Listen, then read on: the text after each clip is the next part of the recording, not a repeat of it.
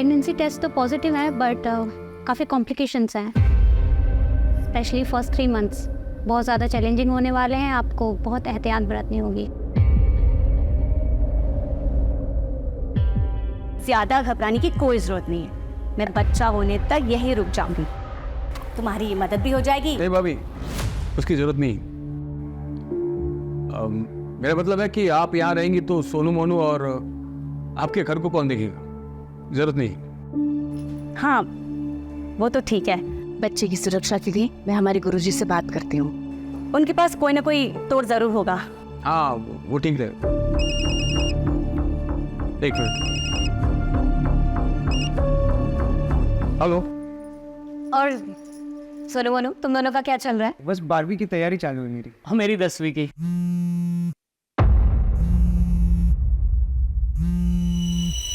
अब अच्छी बात है, पढ़ाई ही चलनी चाहिए।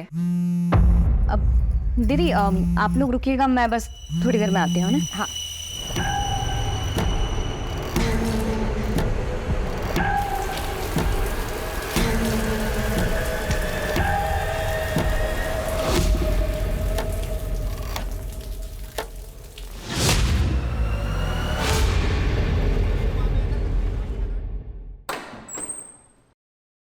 अरे ऐसे बिना बताए कहाँ चले गए थे तुम?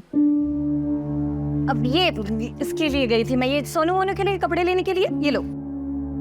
अरे हम थे लगे से, इसकी क्या जरूरत थी? अरे वाह दीदी, जरूरत तो थी। ये जो पैसे भेजते हैं उसमें तो घर का खर्चा ही बहुत मुश्किल से हो पाता होगा ना। और मैं समझती हूँ कि जब बच्चे बड़े हो जाते हैं तो उनकी जिम्मेदारियाँ और उनकी ज़रूरतें भी बढ़ जाती है, जो कि पूरी होनी चाहिए। थैंक यू सो मच चाची। शुक्रिया चाची। पसंद आए? बहुत ज़्यादा। ओम सर्वेभ्यो देवेभ्यो स्वाहा।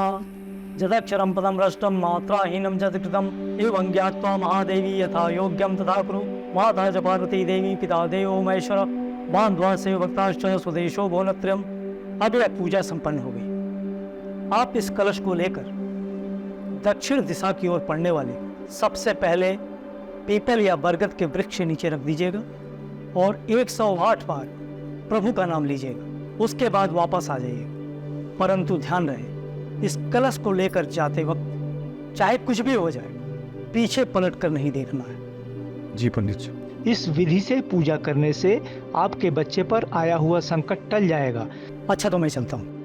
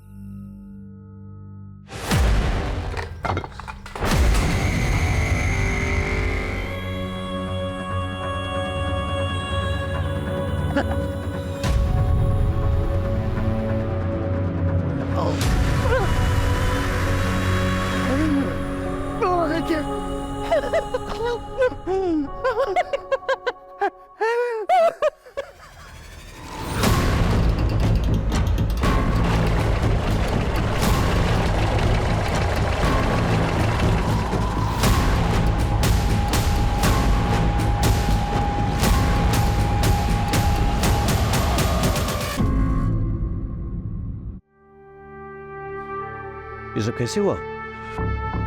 सर रात को हमारे घर में पूजा थी सर। पंडित जी के आदेश अनुसार मैं वो बोले कि नारियल लेके बरगद के पेड़ में रख के आओ, मैं चला गया सर। 2 घंटे बाद देखा घर की तलाशी नहीं। चल। सर देख के तो लगता है कातिल ने अपना गुस्सा निकाला है, लेकिन सर एक बात मुझे समझ में नहीं आ रही, इतनी बेरहमी से मारा गया है तो मरते वक्त जाहिर सी बात है ये औरत तड़पी होगी। चिल्लाई होगी। आसपास पड़ोसियों में से किसी ने कुछ नहीं सुना, ऐसे कैसे हो सकता है? पहले इसे मारा गया, फिर हाथ पर काटे गए। लेकिन सर हाथ पैर क्यों काटेंगे फिर? क्या इन्होंने अपने हाथ पैर में कुछ पहन रखा था? मैं देखा था सर, वो उनके हाथ में सोने की कड़े और पैरों में पायल भी थे। शोम नहीं है, समझे? क्या और कुछ मिसिंग है घर से? नहीं मालूम मुझे। हाँ सर, अंदर लॉकर भी को लॉकर तो तोड़ा गया है। पता नहीं उसके अलावा मुझे कुछ नहीं मालूम था।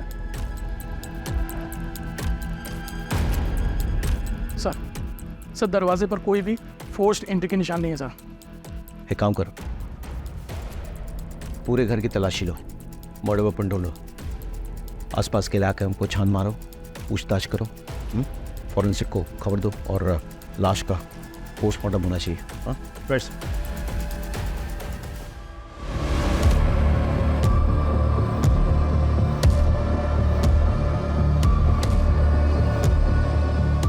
अब खाते हैं क्या?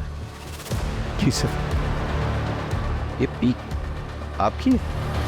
ये तो मैं कल सभी ने तो पर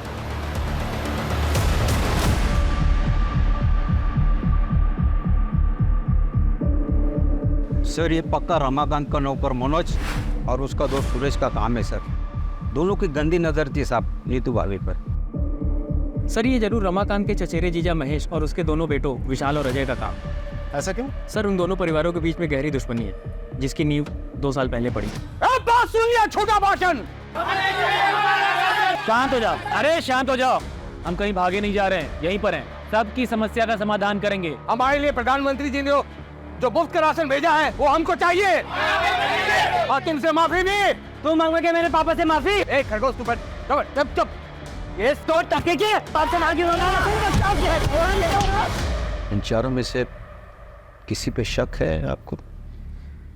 प्लीज सभी कर सकते हैं सर। सब हमारी जान के पीछे पड़े थे।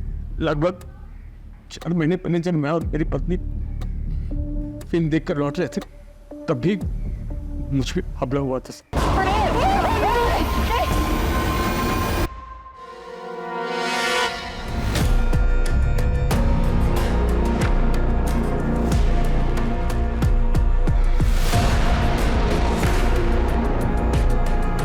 देखना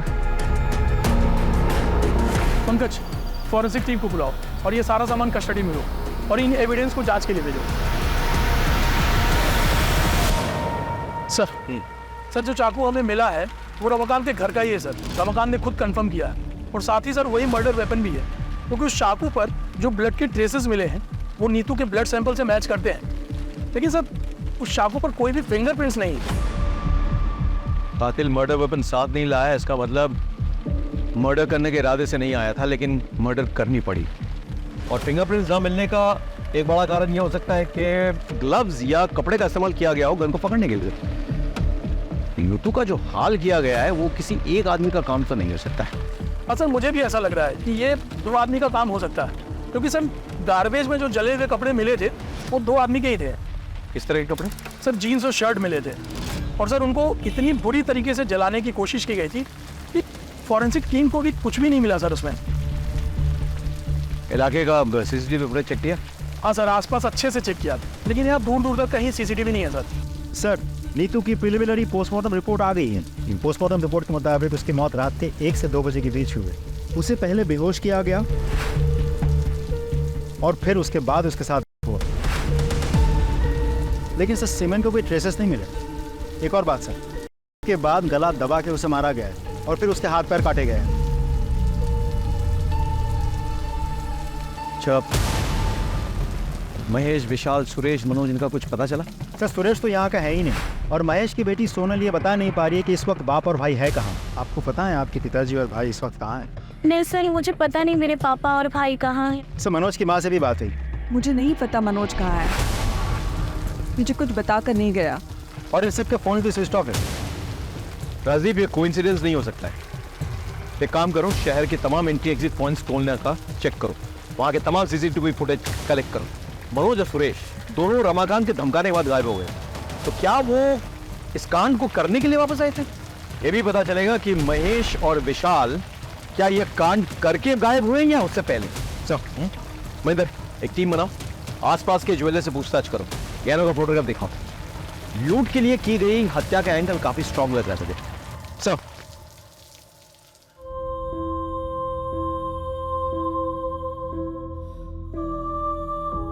इतनी बेरहमी से मारा गया है तो मरते वक्त जाहिर सी बात है ये औरत तड़पी होगी, चिल्लाई होगी। रमाकांत भैया, वो सुखाड़ी और उसका भाई दिलू दोनों सुबह से गायब है, और मैंने कजरी से पूछा तो साफ साफ जवाब नहीं दे रही।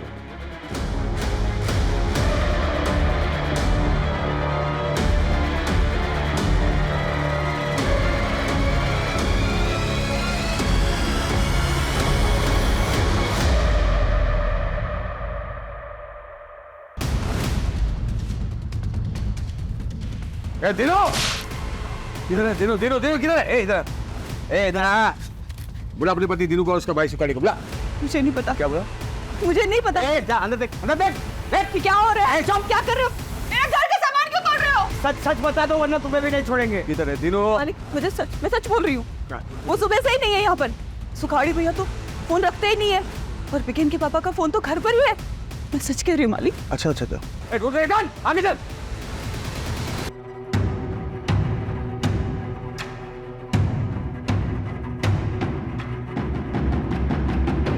जी सर, हमने कजरी से पूछताछ कर ली है। हाँ सर, और सुखाड़ी और उसके भाई दिनू का भी पता कर रहे हैं। अरे अरे क्या हुआ?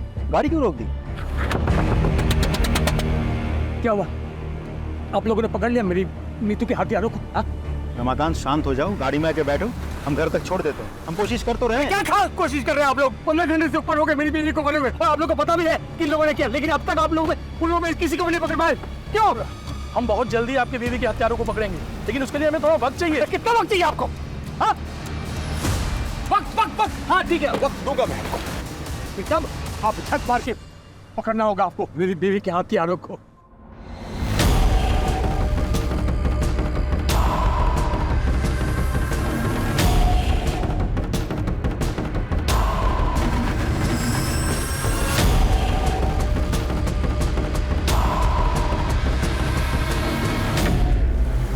सर आप चिंता मत कीजिए सर, ट्रस्ट मी, कातिल बहुत जल्द पकड़ा जाएगा।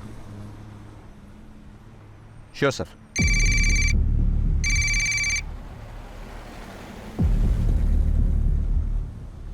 ये क्या है? गाड़ी रुको, गाड़ी रुको, गाड़ी रुको। कौन है तुम? क्यों बंधन बना कर रखा है लोगों को? वही जिसकी बीवी के कातिलों को पकड़ने के लिए तुम लोगों को वक्त चाहिए। दिया मैंने वक्त, 48 घंटे है तुम लोगों के पास।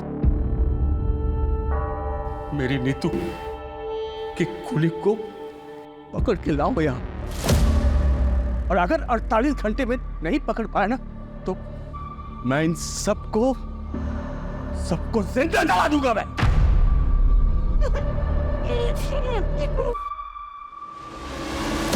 मेरे पानी की टंकी जलाने वाले तेल से भर दिया, और इसके अलावा मैंने घर में अलग अलग जगह जलाने वाला तेल रख दिया है। बस एक माचिस की तीली की देर, फिर ऐसा ब्लास्ट होगा हर तरफ कोहराम मच जाएगा। कोहराम।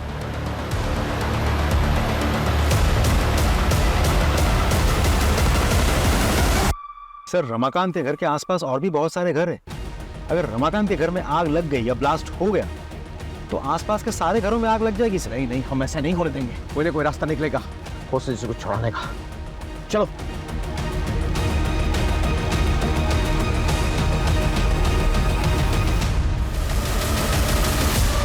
सर, आसपास के सारे घर खाली करवा दिया, लेकिन रमाकांत के घर घुस नहीं पा रहे। दरवाजे खिड़की सब कुछ बंद रखा है उसने। कोई एंट्री पॉइंट ही नहीं मिल रहा है। छत से कूद के भी नहीं जा पा रहे सर।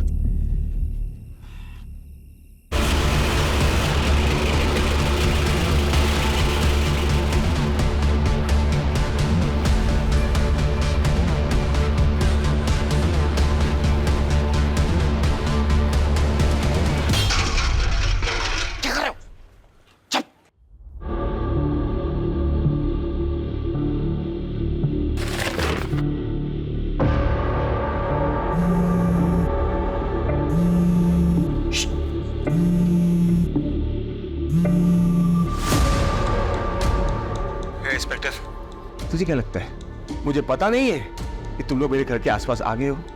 हाँ? नहीं नहीं नहीं, ये झूठ है। हम ऐसा कुछ नहीं कर रहे। रमाकांत hostages, मैं वार्न कर रहा हूं तुम्हें। मैं भी तुम लोगों को वार्न कर रहा हूँ। मैं सच में ब्लास्ट कर दूंगा और तुम लाशें गिनते रहना। ठीक है, हम ऐसे करेंगे। मैं वादा करता हूँ तुम hostages को टच मत करो। सर एक काम करें, इसे घर के पीछे के रास्ते से 1-2 आदमी चुपके से ले जाना। बिल्कुल नहीं, बिल्कुल नहीं। ये सरफिरा है, दिमाग घूम गया इसका, कुछ भी कर सकता है। हमारे पास एक ही ऑप्शन है, कातिल को निकालना। समझे कि नहीं? चलो सर। कजरी, इसको बुखार है? हाँ दीदी, वो बीमार है आजकल। मुझे ना लग ही रहा था कि कुछ तो गड़बड़ है। तो 2 दिन से काम पे आई नहीं। तूने इसको किसी डॉक्टर को दिखाया? हाँ दीदी, दवाई की दुकान से दवाई लाके दिया है। सुन, ये ले पैसे और इसको किसी अच्छे डॉक्टर को दिखा और अच्छी दवाइयाँ लेना, ठीक है?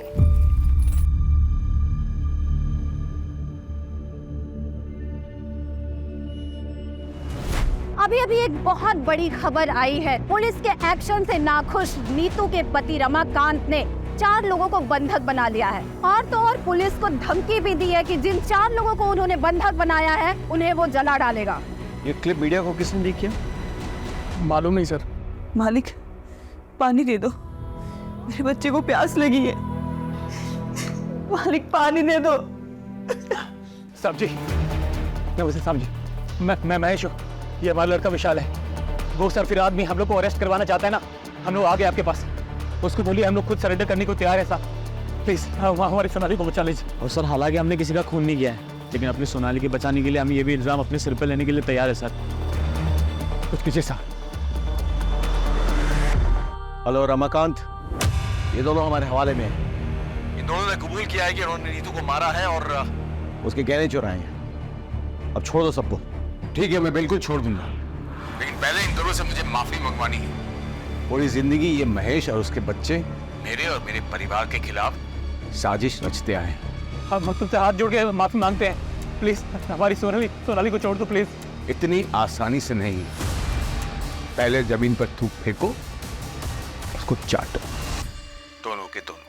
चलो चाटो।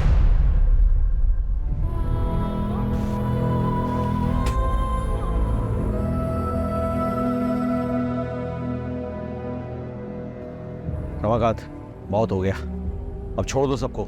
मेरे बीवी के वो सोने के कड़े मुझे दिखा दे एक बार, सबूत के तौर पर कि इन दोनों ने मेरी बीवी को मारा है और गहने चुराए हैं। बस दिखा दे। गहने? हाँ, नहीं है ना? मतलब ये दोनों मेरी बीवी के कातिल नहीं है। मेरा टाइम खराब करना बंद करो और असली कातिल को मेरे सामने ढूंढ कर लाओ, वरना इन सबको मैं सचमुच जिंदा जला दूंगा।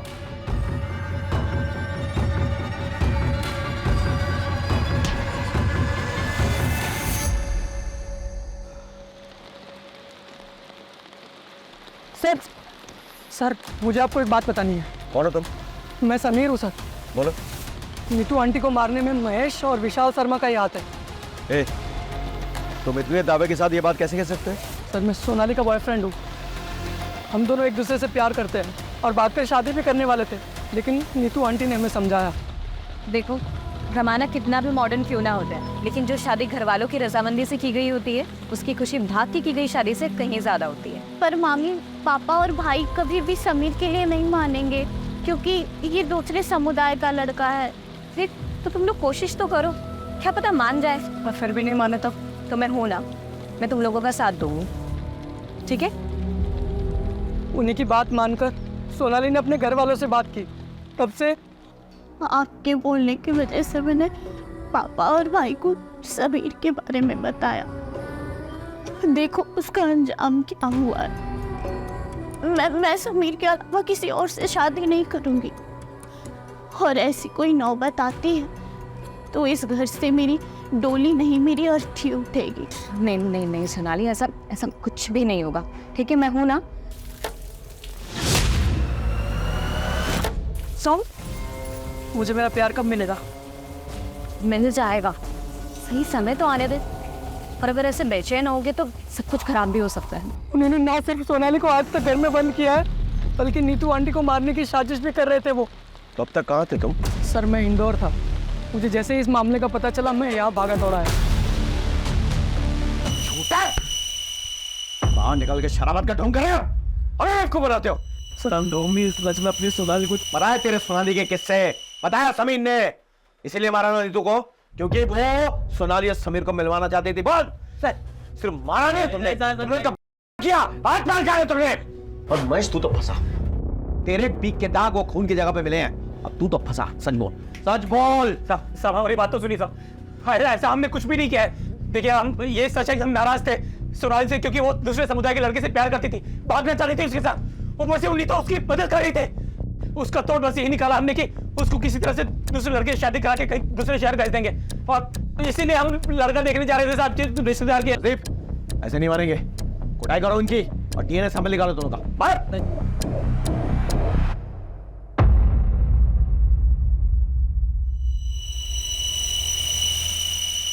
देखिए, मैंने आप लोगों को मजबूरी में बुलाया यहाँ पे। वो रमाकांत जो है आपे से बाहर हो गए, आप प्लीज उससे बात कीजिए, उसे समझाइए। एक मिनट, लीजिए बात कीजिए। ये क्या कर रहे हो रमाकांत? बंद करो ये सब, छोड़ दो उन मासूमों को। अरे मासूम तो वो थी जिसको मार दिया इन लोगों ने। उसका वो हासिल किया कि देखने सुनने वाले की रूह अब जाए।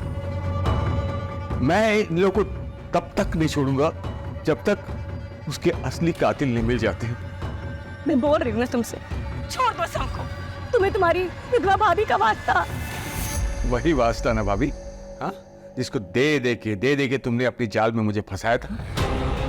मेरी पूरी जवानी बर्बाद कर दी तुमने, लेकिन अब तुम्हारी वो पैंतरे नहीं चलने वाले। मैं वो रमाकांत नहीं हूं जिसको तुमने अपने पति के मरने के बाद अपनी शारीरिक जरूरतों के लिए फांस रखा था,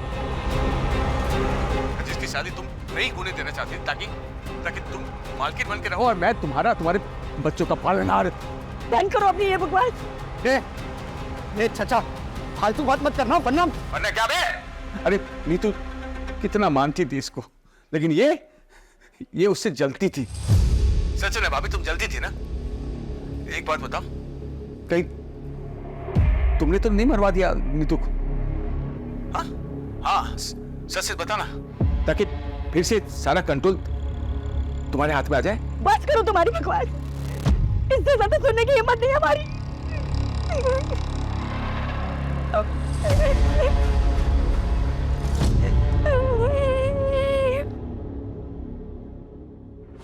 मुझे तो रमाकांत की बात सुन के अब इन पे भी शक हो रहा है। राजीव, जानते हो हमारी मजबूरी क्या है? हम हर किसी को गुनहगार की तरह देखते हैं, हर किसी पे शक करते हैं।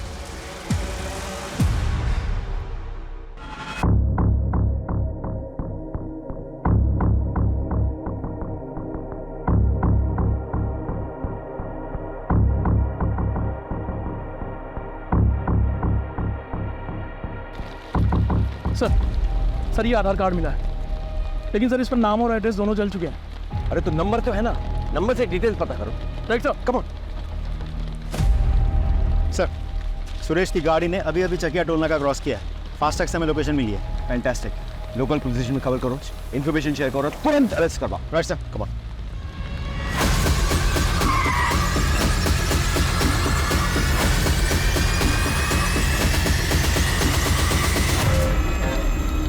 बता, क्यों मारा नीतू को? सर हमने नहीं मारा है सर हम लोग यहाँ पर थे ही नहीं, तो मारेंगे कैसे? वो तो तुम्हारी साजिश थी, प्लान था। यहाँ से गायब हो जाओ, फिर वापस आके कत्ल करो, और किसी को विश्वास ही नहीं हो गए तुम लोग यहाँ पे। और इसी वजह से एक बार फोन टूट जाने के बाद दोबारा तुम लोगों ने फोन नहीं खरीदा था। सर ये सब कहानियां बना रहे हो आप लोग। कहानियां तो तुम बना रहे हो। और तुम्हारी माँ की हालत क्या है देखो। सर क्या हुआ मेरी माँ को? क्या हुआ मेरी माँ को, अब बताओगे सच? आपको ऐसा क्यों लगता है कि हमें नीतू को मार सकते हैं? वो रमाकांत भी तो मार सकते हैं उसको। आवा सर, वो क्यों मारेगा भाई? सर वो नीतू प्रेग्नेंट थी, और जबकि उसको मर्दाना ताकत की कमी थी रमाकांत को, फिर वो प्रेग्नेंट कैसे हुई? एक मिनट, तुम्हें कैसे पता रमाकांत के बारे में ये सब? सर मैं ताकत की दवाई देता था हर हफ्ते उसको। बताइए सर, उसकी बीवी प्रेग्नेंट हुई तो सरफिरे का दिमाग एकदम क्या हो गया होगा, कुछ भी कर सकते हैं सर वो।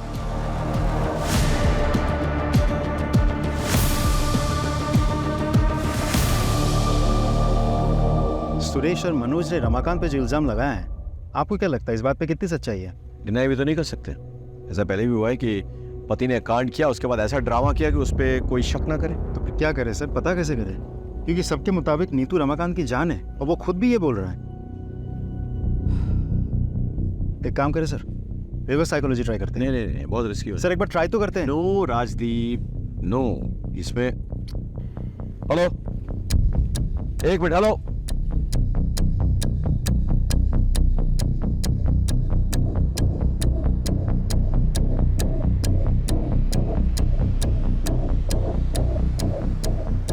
रमाकांत, बहुत खेल खेल लिया तुमने हम सबके साथ, अब ये खेल खत्म करो और सबको रिहा करो। देखो रमाकांत, हमें तुम्हारा राज पता चल गया है। सच्चाई तो यह है कि तुम इस काबिल ही नहीं हो कि अपना बच्चा खुद पैदा कर सको। इसीलिए जब नीतू प्रेग्नेंट हुई थी तुम्हारा दिमाग खराब हो गया था। गुस्से में आके तुमने पहले नीतू को किया, उसे मारा और फिर उसे हाथ पैर काट दिए, और अब पत्नी के प्रेम में नाटक रच रहे हो ताकि तुम पे शक ना जाए। लोगों की सिंपैथी मिले, तुम खुद बच जाओ। क्या बकवास किए जा रहे हैं? रुक, मैं अभी बताता हूँ। क्या रे? रमाकांत सरेंडर कर दो अभी। क्या कर रहे हो तुम? भागो रमाकांत। कान में सुनाई दी आवाज, किसी को कुछ मत करो प्लीज, हमसे गलती हो गई। बोलो, अब ऐसा कुछ नहीं होगा। मुझे क्या बोल रहा था रे? कचरी को बाहर आने दो, या फिर हम में से कोई अंदर जाए उसके मेडिकल ट्रीटमेंट के लिए। नहीं, यहाँ न कोई आएगा न यहाँ से कोई जाएगा।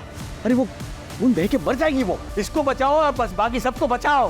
लेकिन इससे पहले असली कातिल को ढूंढो जिसने मेरी नीतू का कत्ल किया है। ढूंढो। बोले मां, क्या था तुमको? ये बेवकूफी करने की क्या जरूरत थी? I'm sorry सर, और कोई ऑप्शन नहीं था।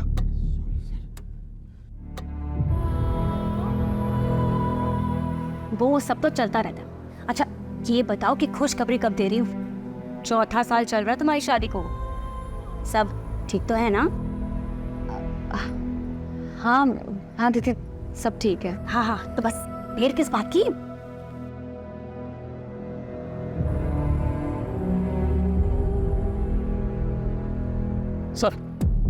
सर जो जला हुआ आधार कार्ड हमें मिला था वो दीनू का है, और उस पर एड्रेस झबुआ गांव का प्रिंटेड है। फौरन जाओ वहाँ, पूछताछ करो और पता करो इन दोनों भाइयों के बारे में। Right sir.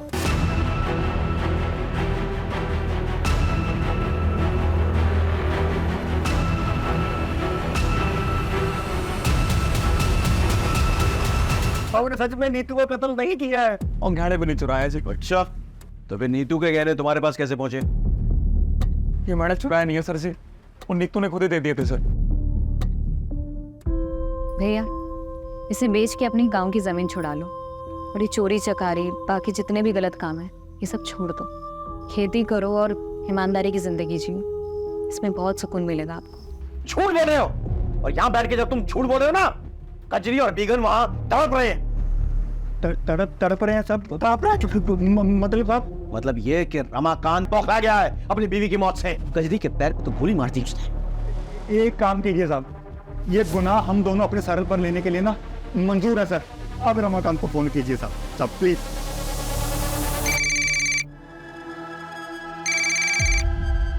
रमाकांत, हम लोगों ने कातिलों को पकड़ लिया। ये सुखारी, ये तीनों, इनने कबूल कर लिया है कि देखो इनसे नीतू के गहने बरामद हुए। अब तो छोड़ दो सबको प्लीज। हाँ, बात कराओ दोनों से। मालिक, गुनाह हो गया हमसे, हमें माफ कर दो। हम अपने आप को पुलिस वालों के हवाले कर रहे हैं। अब हमारी बीवी और बच्चों को छोड़ दीजिए। तुम लोगों ने जोक की तरह खून पिया है नीतू का, इसलिए तुम लोगों को माफी नहीं, सजा मिलेगी। अगर तुम लोग चाहते हो कि इन सबको रिहा कर दूं मैं, तो सबसे पहले तुम लोग अपने अपने कपड़े उतारो और एक दूसरे को 5-5 कोड़े मारो जल्दी। चलो।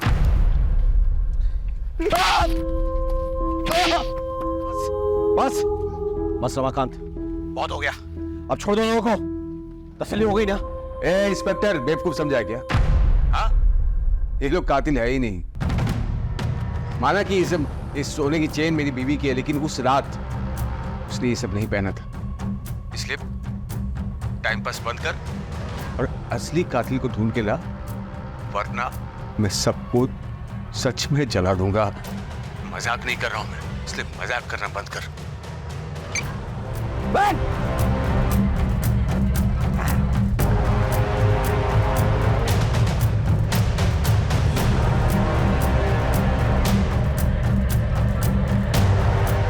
रजीब सर, इन दोनों का भी डीएनए चेक करवाओ।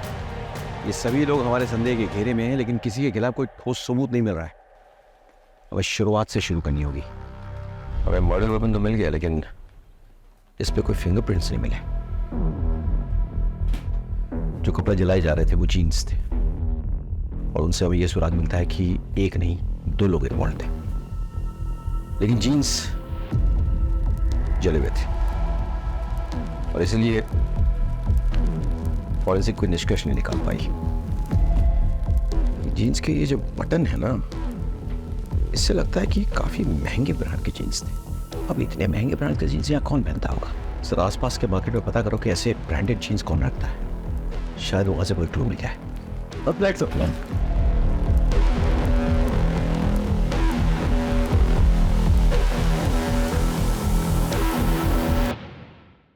अच्छा, इस ब्रांड की जीन्स तुमने हाल फिलहाल में किसी को बेची है? हाँ साहब, बेची है ना। काफ़ी अरसे के बाद पिछले हफ्ते 2 जीन्स बेची है मैंने। वो क्या बहुत महंगी आती है, तो यहाँ इसके खरीदार कम ही मिलते हैं। अच्छा, जिसको ये जीन्स बेची है उसकी डिटेल्स है तुम्हारे पास? एक मिनट में बिल बुक में देख के बताता हूँ।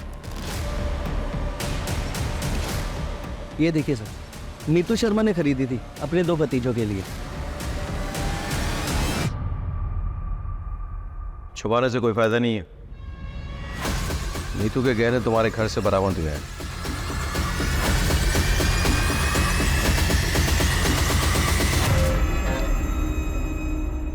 हमें यह भी पता चल गया है कि जो जीन्स तुम लोगों ने जलाई वो नीतू ने ही तुम्हें गिफ्ट दिए थे। उसमें खून के धब्बे लग गए थे, इसलिए तुम्हें उसे डिस्ट्रॉय करना पड़ा। उसका इंतजार करोगे या खुद ही सब कुछ बोल डालोगे? क्यों, क्या ये सब? रमाकांत को सबक सिखाने के लिए। दरअसल जब हमें पता चला कि हमारा कमीना चाचा हमारी परवरिश करने के लिए हमारी माँ के साथ, तब से हमें उस शैतान से नफरत हो गई।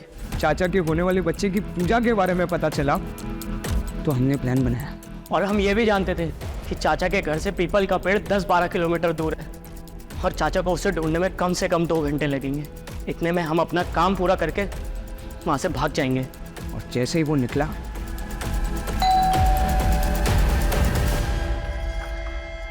अरे तुम दोनों, चलो अब आ गए तो मेरी मदद ही करता हूँ। उन्हें बेहोशी की दवा सूंघाई और उनके साथ और उनकी हत्या कर दी, फिर गहने निकाले। इस दौरान चाचे का बहुत सारा खून हमारी जीन्स पर लग गया, तो हम दोनों बहुत डर गए।